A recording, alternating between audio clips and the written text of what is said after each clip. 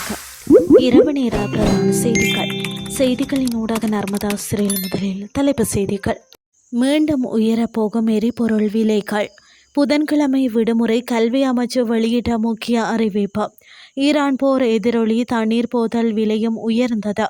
இனி விரிவான செய்திகள்.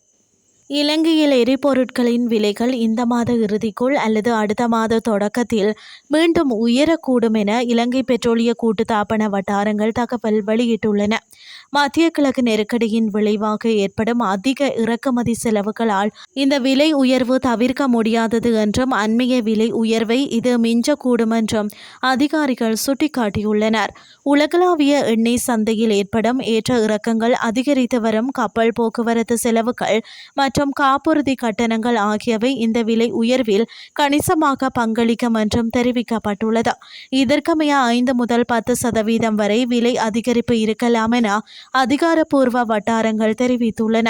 மத்திய கிழக்கு மோதல்களை அடுத்து இலங்கை பெட்ரோலிய கூட்டுத்தாபனம் மார்ச் 10 எரிபொருள் விலைகளை உயர்த்தியிருந்தமை குறிப்பிடத்தக்கது. பொது விடுமுறை நாளாக அறிவிக்கப்பட்டுள்ள புதன்கிழமைகளில் நிகழ்நிலை மூலம் கற்பித்தல் நடவடிக்கைகளை முன்னெடுக்கும் திட்டம் எதுவும் தற்போது இல்லை என கல்வி அமைச்சின் செயலாளர் நாலக கழுவவ தெரிவித்துள்ளார்.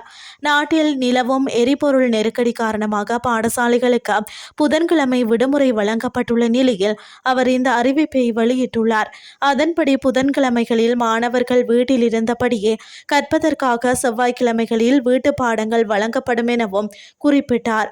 புதிய சுற்றறிக்கையின்படி மறு அறிவித்தல் வரை வாரத்திற்கு 4 நாட்கள் மட்டுமே பாடசாலைகள் இயங்கும் எனவும் சுட்டிக்காட்டப்பட்டுள்ளது. விடுமுறை தினமாக புதன்கிழமைகளில் மாணவர்கள் வீட்டிலிருந்து சுயமாக கற்பதற்கு ஆதரவாக அவர்களுக்கு பொருத்தமான பாடங்கள், பயிற்சிகள் மற்றும் பணிகள் வழங்கப்படுவதை உறுதி செய்யுமாறு பாடசாலை அதிபர்களுக்கு அறிவுறுத்தப்பட்டுள்ளதாகவும் தெரிவித்துள்ளார். இதேவேளை ஒவ்வொரு வாரமும் புதன்கிழமைகளில் அரசு ஊழியர்களுக்கு விடுமுறை வழங்கப்பட்டுள்ள நிலையில் பாடசாலைகள், பல்கலைக்கழகங்கள் மற்றும் நீதித்துறை ஆகியவற்றுக்கும் இந்த விடுமுறை பொருந்தும் என அறிவிக்கப்பட்டுள்ளமை குறிப்பிடத்தக்கது. இனி வெளிநாட்டு செய்திகள். ஈரான் போர் காரணமாக பிளாஸ்டிக் மூலப்பொருள் தட்டுப்பாடு ஏற்பட்டு பிளாஸ்டிக் போத்தல்கள் விலையும் உயர்ந்துள்ளது. ஈரான் மீது அமெரிக்காவும் இஸ்ரேலும் இணைந்து போர் நடத்தி வரும் நிலையில் பிளாஸ்டிக் மூலப்பொருட்கள் தட்டுப்பாடு ஏற்பட்டுள்ளதுடன் பிளாஸ்டிக் போத்தல்கள் விலை உயர்ந்துள்ளது. இதனால் குடிநீர் போத்தல்களின் விலையும் கணிசமாக உயர்ந்துள்ளது. பொதுவாக கச்சா எண்ணெயில் இருந்து தயாரிக்கப்படும் பெட்ரோ ரசாயன பொருட்கள் மூலமாகவே பிளாஸ்டிக் பொருட்கள் தயாரிக்கப்படுகின்றன. ஈரான் போர் காரணமாக poly ethylene, PVC, poly propylene, polystyrene போன்றவற்றின் விலை சுமார் 40% உயர்ந்ததை அடுத்து பிளாஸ்டிக் பொருட்கள் விலையும் அதிகரித்துள்ளது.